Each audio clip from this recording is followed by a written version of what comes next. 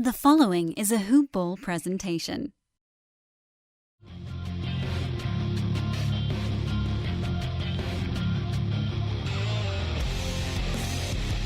Welcome to the Fantasy NBA Today podcast.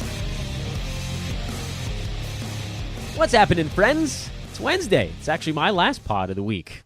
Not the show, just me. Dan Besbris, Brandon Marcus, your duo, your midweek duo. Guess? Nah, I'm not going to do it. It's a lame reference. Brandon, good day to you. Nope, do it. What was it? Guess what day it is? What day is it? It's hump day. Oh, it's hump day. There you go. Yeah. Coming off our conversation pre-pod about two guys, one pod. Two guys, one pod. It's Wednesday. We got a couple of humps. It's also Cavs Day. I don't know if I didn't warn you about this appropriately, but I should have. It's Post-Mortem Week 1 here on Fantasy NBA Today. We're running it in conjunction with the written side. They've got Post-Mortems coming out over at hoop-ball.com. You can read the articles. They come out every morning. It's Wednesday is Cavs Day. We're working our way through all the teams from worst record to best record. Suns was yesterday's show. Knicks back on Monday. Brandon, you and I have the Cleveland Cavaliers today, which I know is going to be everybody's most exciting team to profile from a season gone by. Before we dive into that stuff, how's life, my man? What's going on? I didn't have to get you in traffic this time.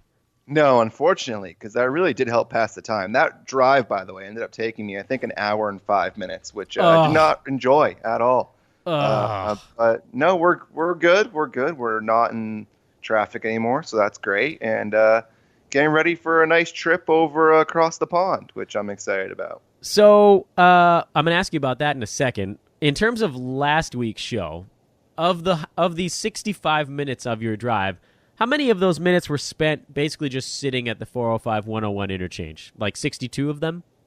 Well, 0, because I didn't take the freeway. Oh, that's a good point.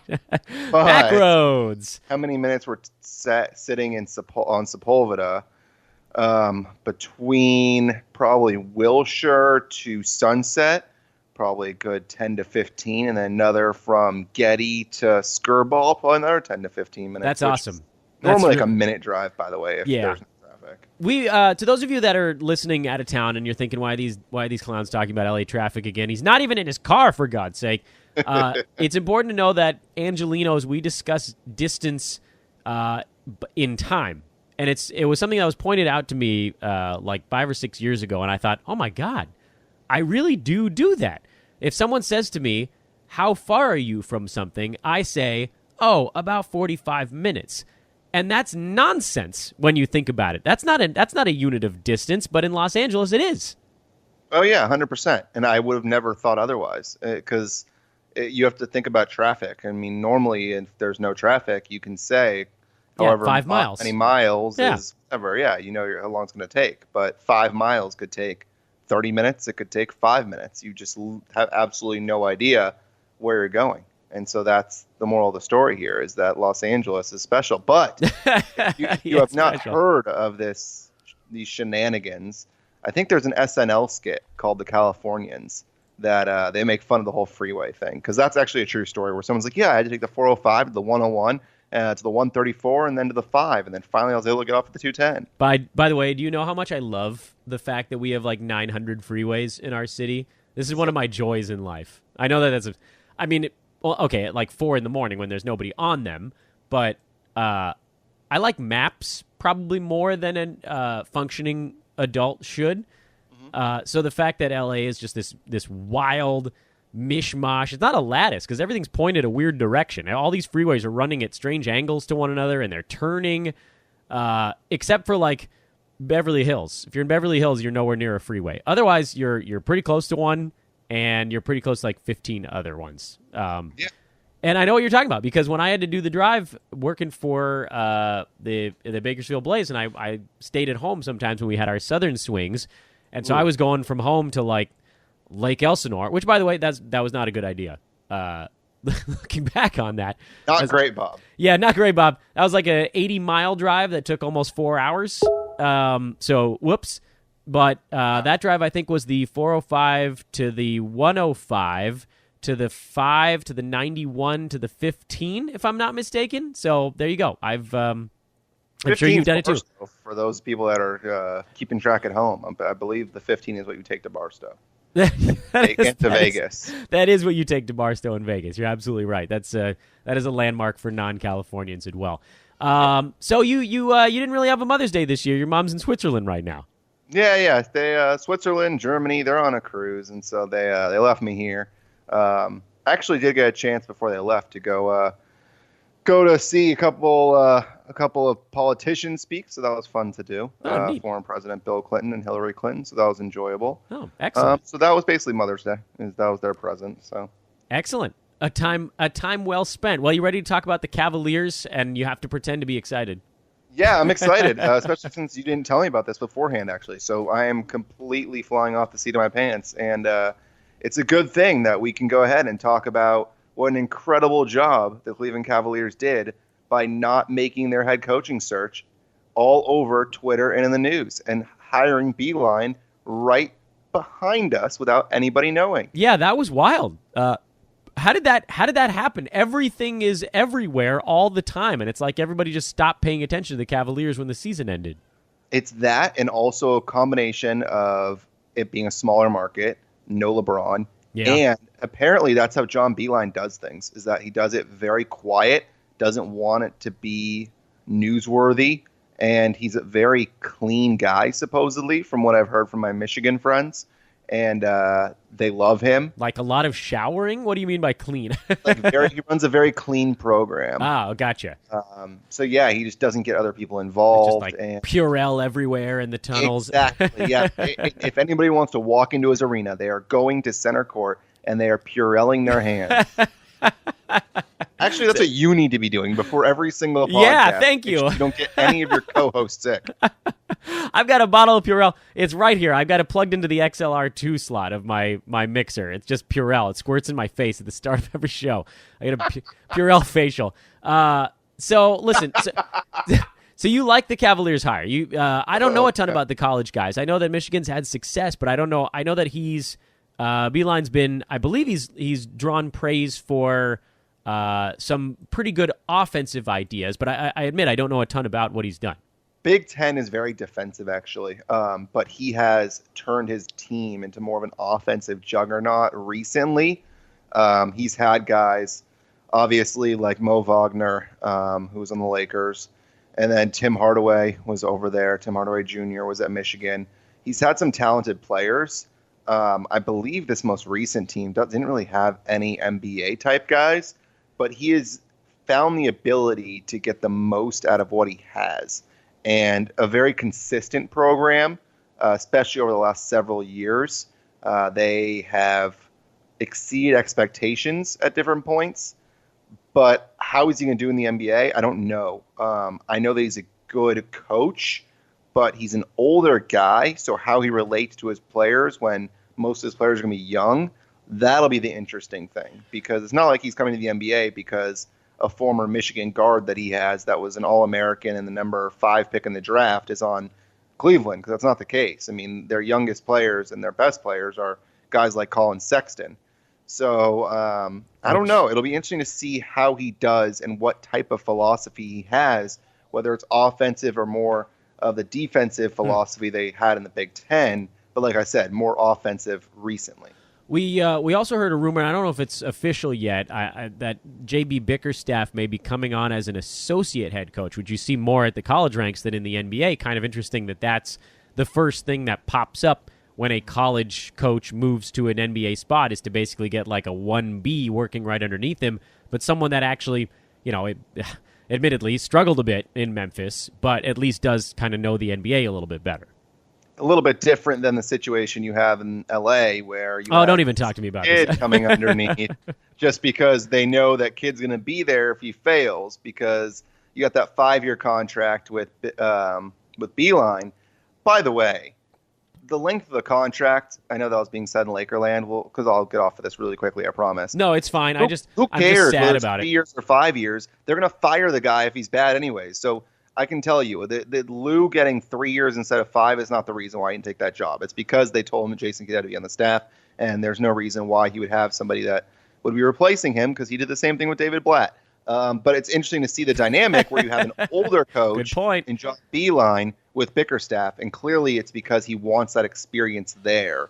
And it shows you how he's not going to be stubborn when he builds a staff, which is important. Yeah, and there's different expectations in Cleveland too, right? Like, Right. I don't think that Beilein is expected to win ball games this coming year, maybe a handful, but losing is not going to be the thing that gets him replaced. It's going to be lack of growth from the young guys. So his only goal here is to develop the kids. And if you do that, then you sort of get to ride it out. Like, Brett Brown, he had some of the worst teams in history in Philadelphia while we sort of waited on any one of their 15 early picks to pan out. And so now he gets to enjoy the fruits of it when they do. By the way, report that Brett Brown is going to be back as the Sixers head coach the following year. That's a smart move on their part. And to me, it's sort of a similar thing with Cleveland. They're in rebuild mode. Why fire someone in rebuild mode? The only team that's done it recently is the Kings, who and then brought in Luke Walton, who immediately was brought into court for a sexual assault case. So that is going well out in California, the northern side as well. Lakers Suns are obviously too, by the way. The Suns did fire their coach during a rebuild. Oh yeah, that was also weird. Man, that's I don't understand. Okay, so the Suns got Monty Williams, which is a nice thing for them. Almost as good as Frank Vogel. Oh, good Lord.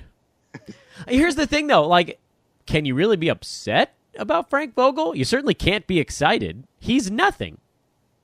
He's bread. Yeah, he's nothing. He's nothing special, and I wonder if he just wanted to take that job because he knew he had LeBron. If he wins a title, then all of a sudden he becomes the hot sauce on the table. Yeah, it's a zero risk job for him. I know everybody's like, "What about the media circus?" And he's like, "Yeah, I mean, he knows what he's getting into. If he sucks, he gets fired.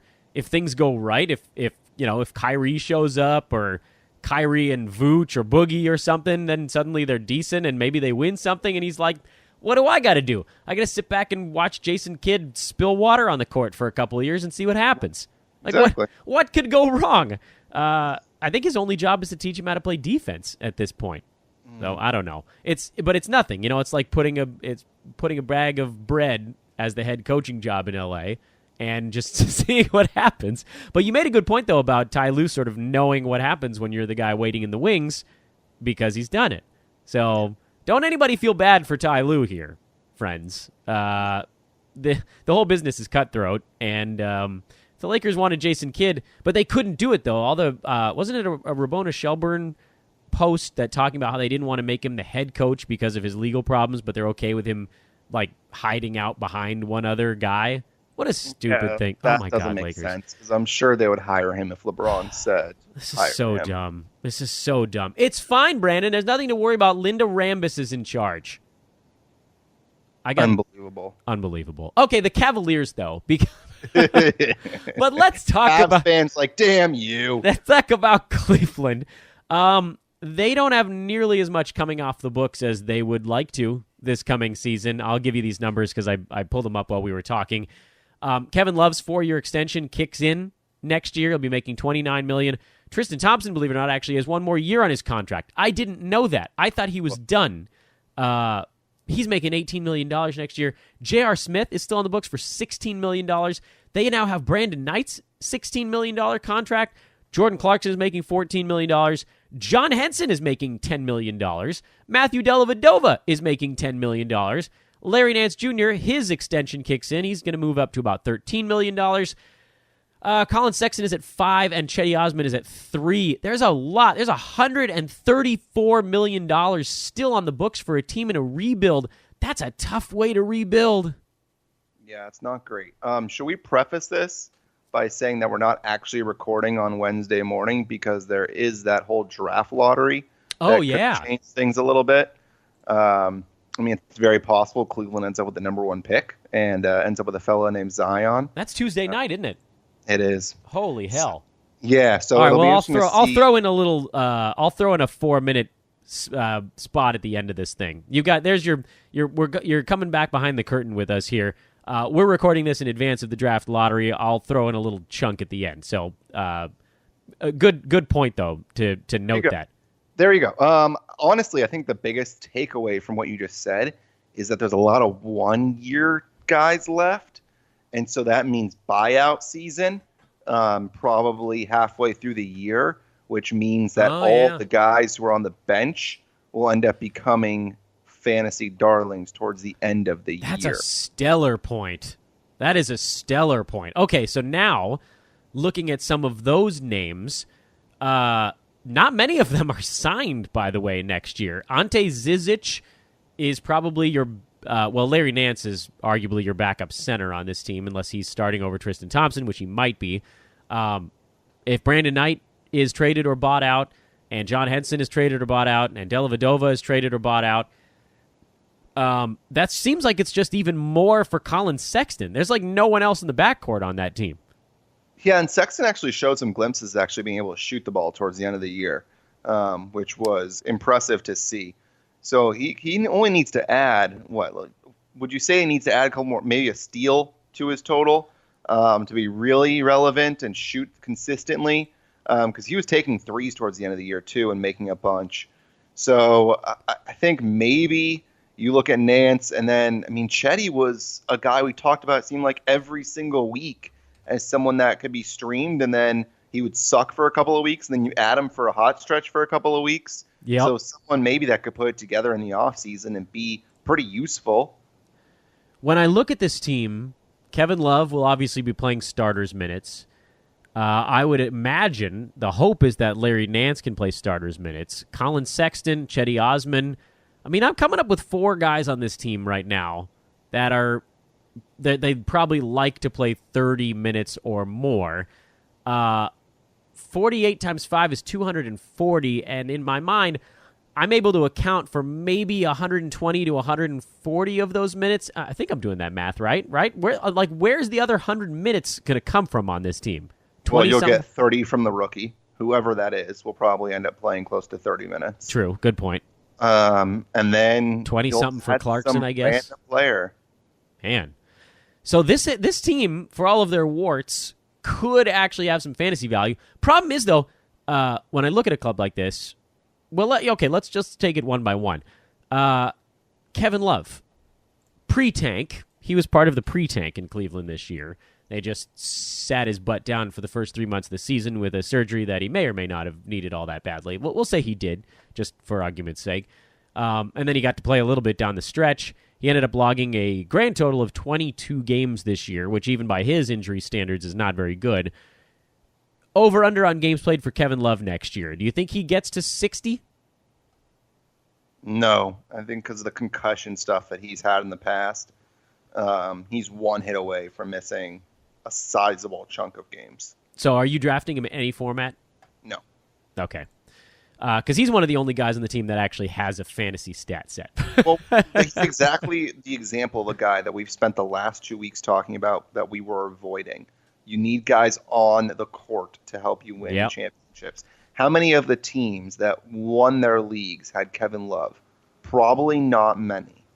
Yeah, you really had to have a monster of a team. You had to be able to get him late, which probably wasn't going to happen. Mm-hmm. Could it happen next year? I doubt it, right?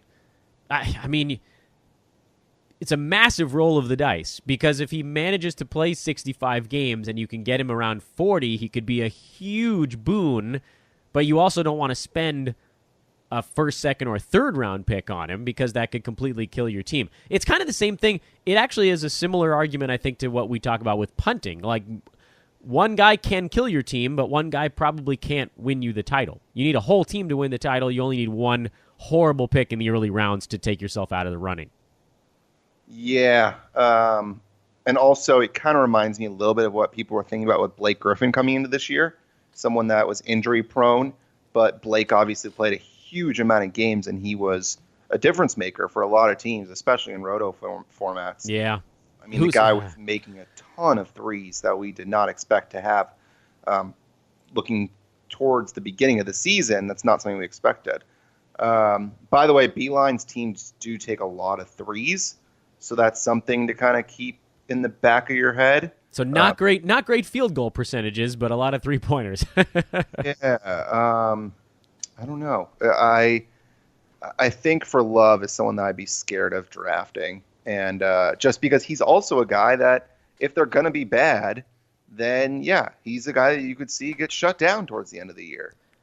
The other guys that we talked about so far as guys that are going to take shots and be on the floor for long stretches, Jordan Clarkson, he has giant holes in his fantasy game.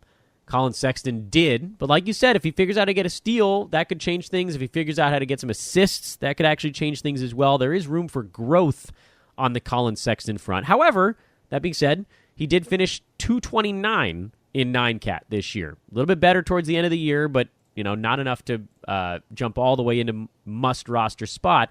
So probably not a guy I'm targeting either. I'll tell you right now, Brandon, the guy... Last 30 days. Hold on, I got to Yahoo. Thank you, Yahoo, for showing me the last actual 30 days, not the last 30 days of the season. If you pull up last 30 days, it's going to give you nothing because he hasn't played in 30 days. So now I got to figure out.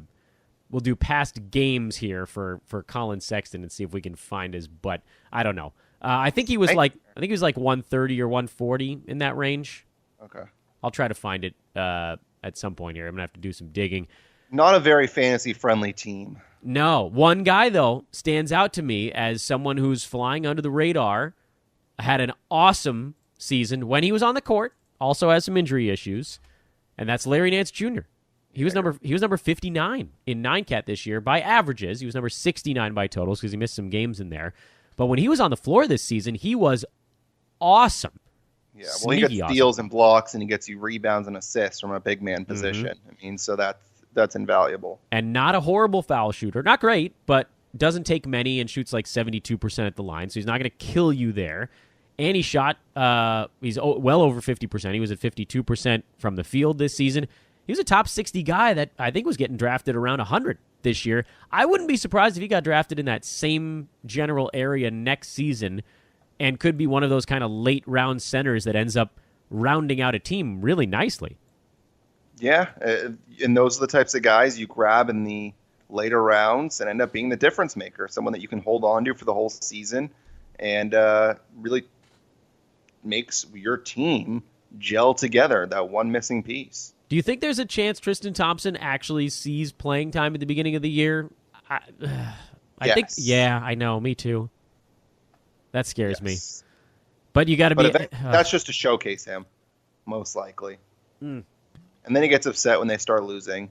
And he finds out that a Kardashian just moved into Cleveland, and so he wants the hell out of there. Oh, man. Yeah. He is going to see playing time. And that's gonna put a little bit of a damper on the Nance thing. But he's the guy. I mean, he went through that same crap this year and ended up with top 60 value anyway. He has that Dwayne Dedmon-y sort of fantasy game where no one's really paying attention to him, but all of a sudden it's like, oh, you're a fifth, sixth round guy. How the hell did that happen? And don't forget that Thompson was pretty valuable, actually, in the first month or two of the season. Yeah, he went down at the same time for my team as Whiteside and Valanciunas. I just lost all three centers I was rolling out at one exact same moment. But I think even if Thompson does play to start the year, I don't think he sees the 28 to 30-something minutes that he was getting at the beginning of this year. That felt weird and out of place. Yeah. I think that makes sense. It just depends on bodies they have and how many big guys they have. I mean, they really are just one free agent signing away. That free agent signing all of a sudden becomes someone that's fantasy relevant. Do you think Tristan Thompson starts? Yeah, if he's on the roster, he's starting. Oh, gross. Yeah, I agree with you too, and it's disgusting.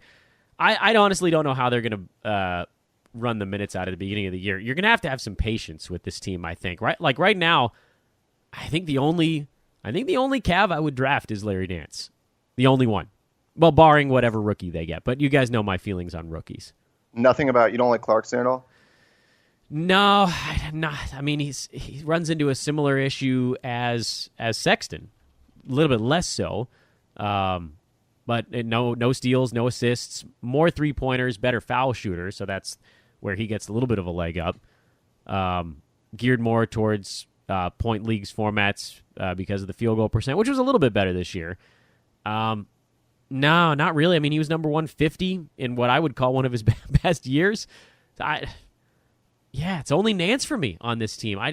With as many contracts as they've got logjammed, I don't think that there's a reason in doing a lot of stashing either, because it could take until February for some of these guys to disappear. That's, November, December, January. That's 4 out of the 6 months of the season. So I don't. Maybe Kevin Love if he fell to like 45 or 50, but I don't think that's happening. This team is disgusting to me. Sorry, Cleveland fans. Yeah, no, I'm with you there. It's one of those teams that someone will end up separating themselves, and you can add off the waiver. I don't see somebody that you're drafting that's going to be the difference maker. I mean, if you miss out on a Cleveland Cavalier, I promise you it's not going to affect your winning or losing a league. No, not even a little bit. I mean, I'm looking at this team. Okay, let's do a little Cleveland Cavalier fantasy trivia as our last segment on the show. They had 2 players on a per-game basis that were ranked inside the top 75. It's pretty obvious who those were. We already talked about Nance at great length. The other one is obviously Kevin Love. Who was the 3rd highest-ranked Cavalier on a per-game basis this most recent season in 9-cat? Mm-hmm. And we have talked about him. Chetty? Tristan Thompson, believe it or not. Really? Number 143. He averaged 11 and 10 with literally nothing else. The 3rd highest ranked, fourth highest ranked was Jordan Clarkson at 151, and then Chetty at 168. Larry Nance Jr. led the Cavaliers with 1.5 steals per game. Who was second on the team in steals per game, and how many was it? Oh, God. It's a leading question, by the way. A very leading question. Not many at all. That's right. Not many at all is the correct answer. The answer is Chetty Osman with 0.8. Yeah. The third place was a 4-way tie at 0.7. Tristan Thompson, Jordan Clarkson, David Nwaba, and Cameron Payne, who did log a few games with Cleveland. Yeah, Payne was on the Bulls for most of the year, wasn't he? Yeah, he was. Oh, excuse me, J.R. Smith, who played the first 11 games of the year, he actually averaged 1 steal per game. Excuse me, he was second place on the team. My apologies to the soup thrower himself. He was number 2, and then it was Chetty Osman at 0.8. There's no defensive stats. Who led the Cavaliers in blocks per game? And this one also is a trick question because he didn't ever suit up for Cleveland as far as I know. Maybe he did. What? He might have played 1 game before getting hurt. I think he was hurt when he was traded to Cleveland. Who? Yeah, he didn't play a single game. John Henson, who didn't play a single game with the Cavaliers, would have led the team in blocks per game at 0.8. Of all of the players on the Cavs roster that actually logged minutes, who led the team in blocks per game, and how many was it? Nance? That's correct, at 0.6. If you want defensive stats, you've come to the wrong place. Jesus. Yeah, Larry Nance, both. Great. And now we know why this is. You know how much I love defensive stats. That's the only guy I'm drafting on the Cavaliers is Larry Nance Jr. Unless there are some significant roster changes season over season. Like what if somehow everybody moves and Ante Zizic gets to play 32 minutes a game? I just don't see it, though. Like Osman averaged 13, 5, and 2 this year. On 42.5% shooting, and he didn't even hit 80% at the foul line. These guys all have giant holes in their fantasy game. I'm with you, man. What you said, if you miss out on a Cav, it's not going to keep you up at night. Maybe that's the best way to sum it up. Yeah, no, it's literally the best way to sum it up and the only way to sum it up. There's not going to be anybody except for maybe if they get Zion or John Morant or something. Yeah, and those guys are going to get drafted way before I'd be willing to draft them. Yeah, you're not a rookie guy, are you? No, I'm an old. Yeah, I'm You're the old Rick man. Yeah, I'm the Rick Carlisle of fantasy drafting. You got to earn it, man. Unless you're Luka, I guess. If you're Rick, well, listen, it's not a direct comparison. He had to play a rookie finally, and I'm sure it hurt him. I'm sure it hurt him to his core. I mean, the good news is that no one on the Cavs averaged more than 2.3 turnovers a game. So if you're trying to keep that number down, you're in business. Wow, you are really stretching right now. Yeah, it's a stretch. This is a really bad fantasy team. They were really bad last year, and they will probably be very bad again because they have no salary cap space. They are in the post-LeBron, all our monies are gone period here. But things do get a lot better. You mentioned it already, a lot of those one-year stuff. 2020 to 2021, their salary drops. Their number drops from 134 this year to 43 this season after that. $90 million comes off the books for the following season. So that'll be a much more interesting post-mortem May 13th of 2020. We'll have more fun on that one. Brandon, any final thoughts on the clunky Cavaliers? No, they're Yeah. not very good. No. To be honest, they're just not very good. No. I'm Googling the roster. Here's it stands out.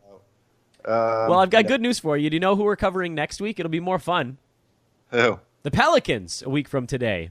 Oh, good. The Anthony Davis list. Pelicans. Yeah, that should be an interesting one. So that's the Cavaliers. They might have been the worst. The Pistons were pretty boring outside of Drummond and Blake Griffin. Cavaliers, arguably the most boring team in fantasy sports, and that is your very exciting Wednesday podcast. Did you? You said you were looking something up. Did you find something over there? No, there's nothing. There's Matthew Dellavedova. No, there's nobody good. There's nobody. He's Brandon Marcus at BD Marcus on Twitter. Give him a follow. I'm at Dan Besbris. And as promised earlier in the podcast, before we wrap things up, I know I almost got a little bit ahead of myself there. It was draft lottery night on Tuesday. We sort of buried the lead on today's show because we recorded out of order.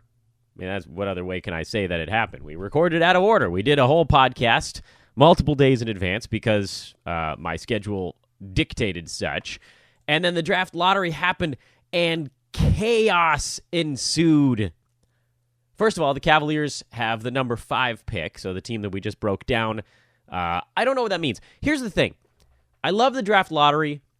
I love the draft, and I have no idea what any of it means. You guys know I pay almost no attention to rookies when it comes to the NBA. Obviously, there's no ignoring Zion Williamson. That's foolish not to, although rookies tend to get overdrafted. They just get all this hype coming out of summer league and training camp, and then the NBA oftentimes smacks them right in the mug, and there have been very few examples of underdrafted rookies. I think Karl Anthony Towns overperformed in his first season, and that's basically it. Anthony Davis was actually overperforming, but he didn't play enough games, and so that balanced out a little bit. Cat was basically the only example of it. Luka Doncic, he was right around top 100. Trae Young took him forever to get going this year. Marvin Bagley, up and down with injury. It just,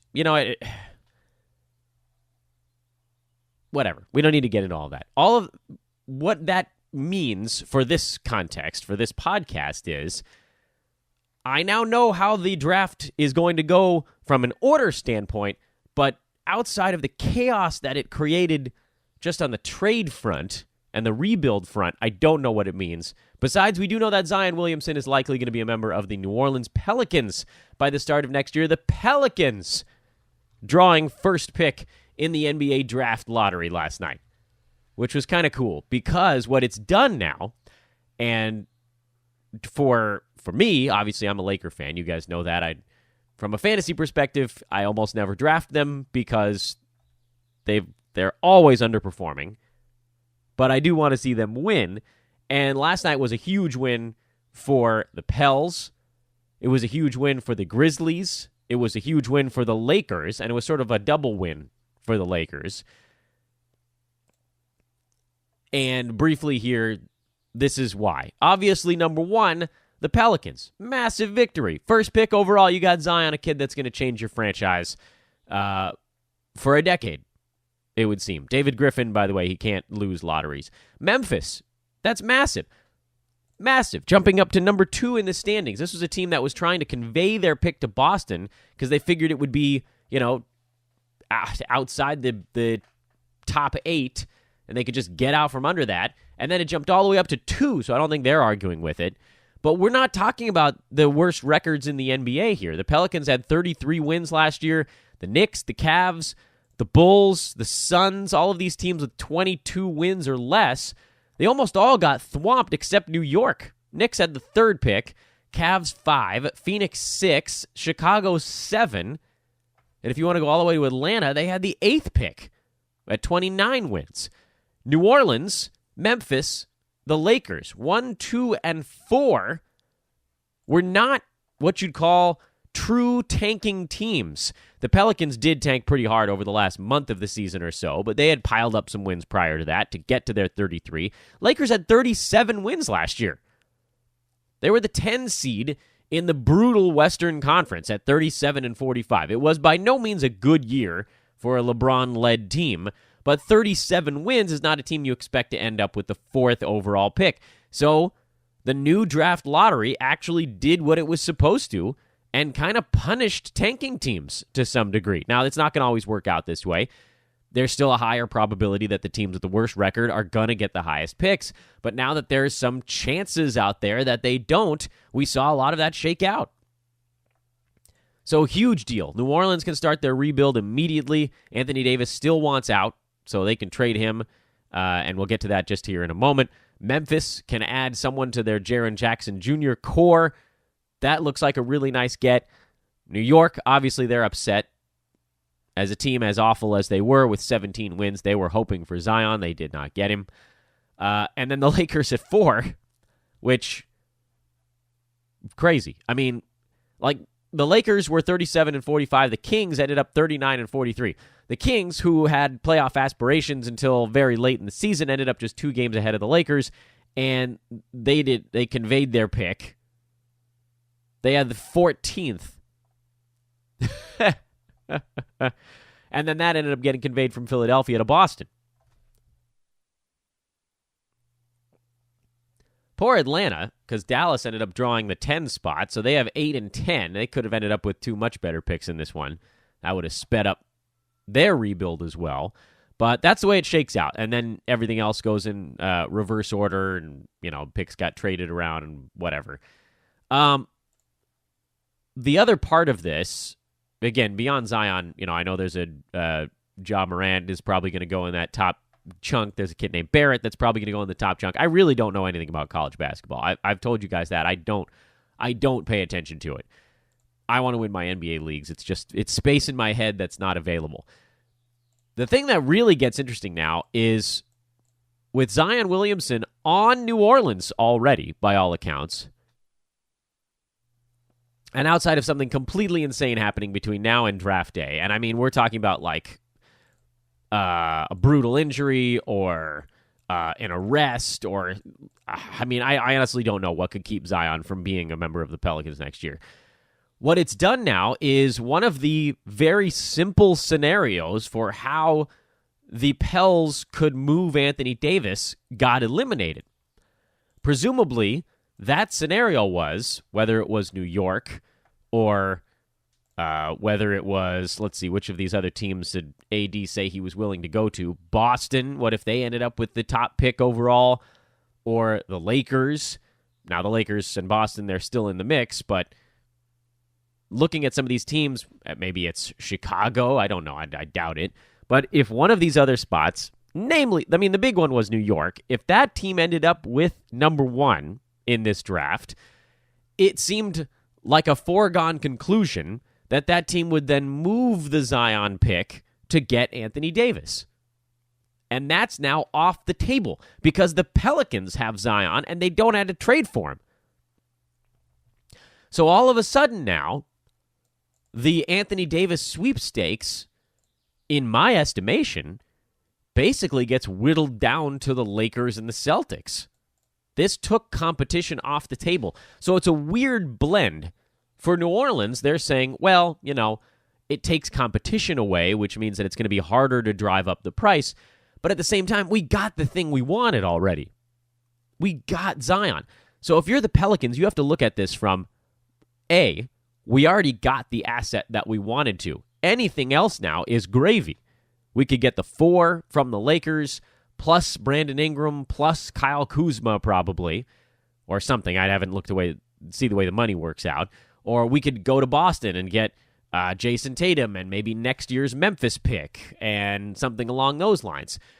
Here's the other side of the equation. Is Boston going to be willing to part with all of this stuff if Kyrie Irving doesn't come back, which is looking more and more like he will not?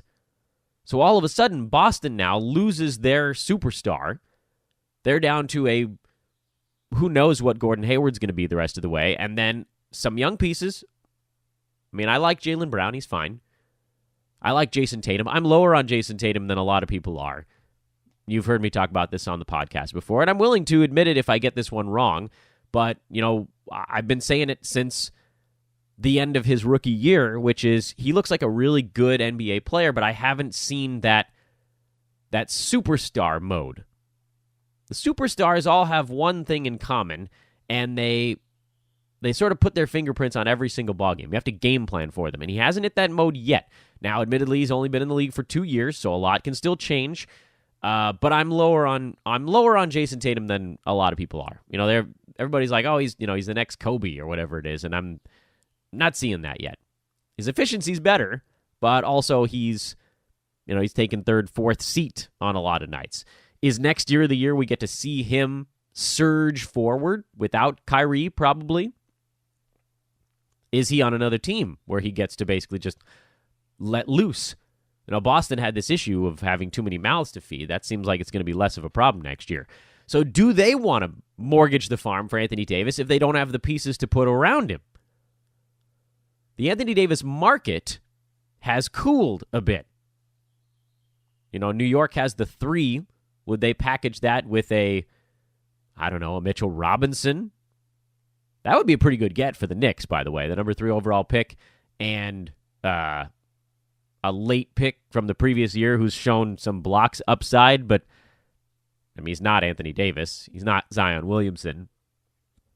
He's not a proven commodity as of yet. And block rates, these things come and go. We don't know how his game is going to evolve. Fantasy-wise, he's outstanding, but from an actual basketball standpoint, maybe we're overvaluing a little bit.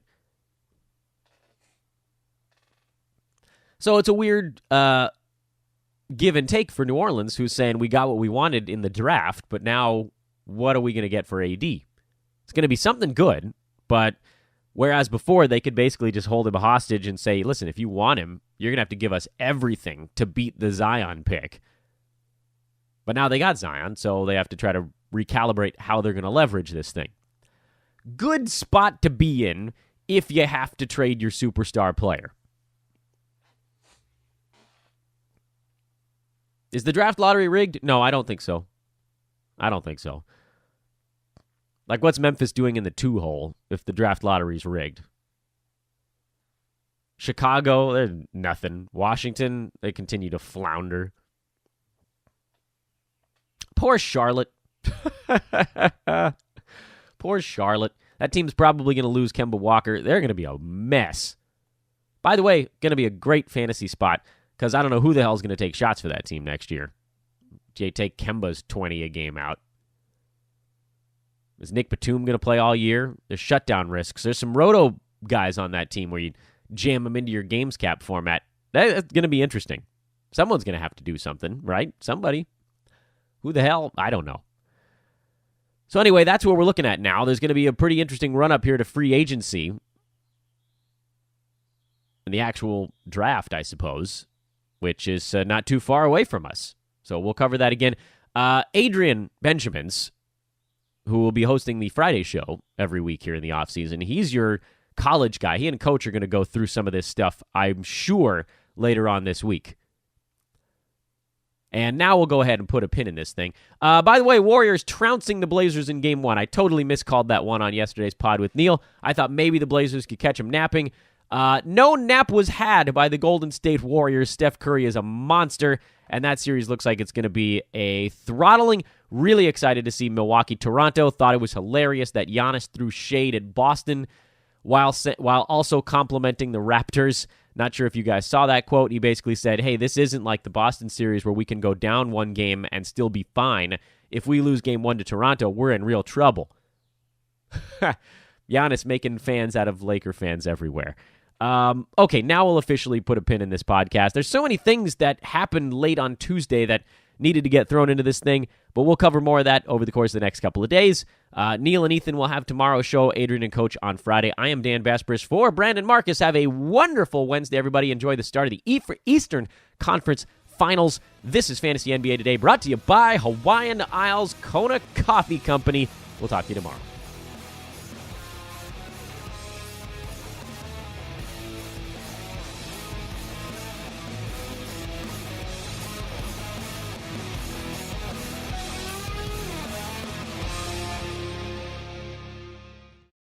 This has been a Hoop Ball presentation.